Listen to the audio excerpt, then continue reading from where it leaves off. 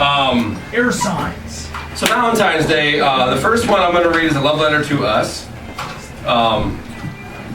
As Americans, I tend to get a little political sometimes. This one's called Severance.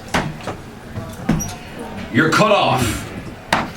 Severed like a neck at the guillotine or baby from its mother, he might as well say. Standing there, wrist wrapped like he manages a hotel that just got hit by a hurricane.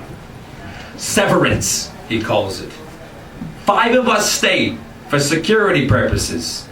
There was 58 inches of water in the hotel.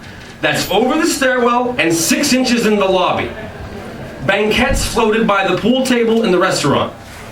The cellar, all your lockers, accounting, the cafeteria, HR was completely underwater. As he spoke, he waved his wrist as if wagging his finger while he fired us. We had to gut it, strip it all. That was that. The end of my service. Time served. Sure, 27 months ago I quit serving breakfast to overpaid suits, underpaid tourists, clueless foreigners, and Frenchies. But they kept me on, working the occasional weekend.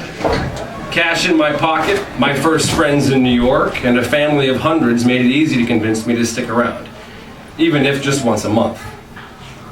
Now it's been 4 since I worked a shift, 3 since Sandy cut the cord, and 2 since I lost my job with 60 other people in the food and beverage department at New York Marriott downtown.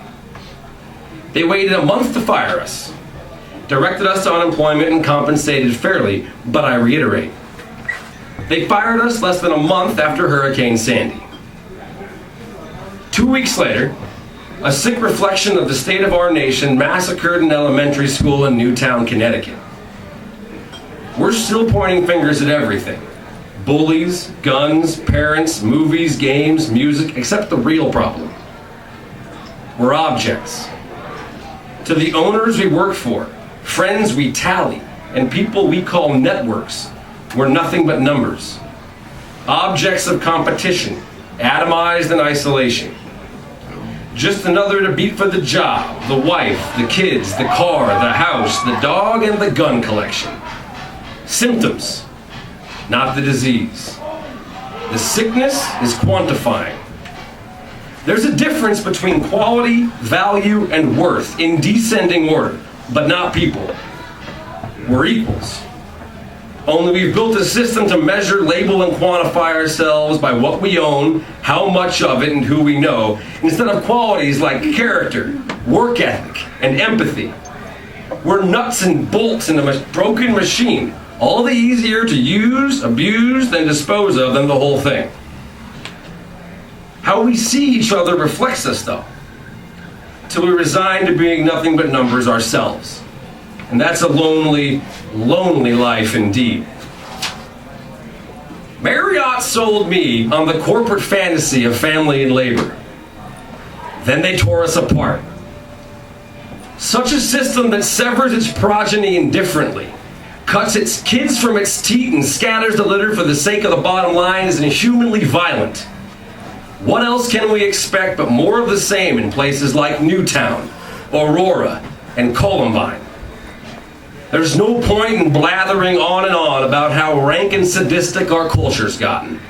It's founded on the backs of slaves, built on the brutality of dehumanizing others for personal gain. I'm not talking about race, another cheap synonym for competition.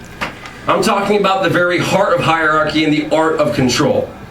As such, only art will destroy it. So sever yourself from the poison we're force-fed before it's yanked away for good. Come together and do what you love in the interest of others. Nurse each other through it. Share, even if you go broke. That's real power. In a system as broken as ours, we're the only hope we've got left, barring a massive disaster a hell of a lot bigger than the last one. And that's Severance. Woo!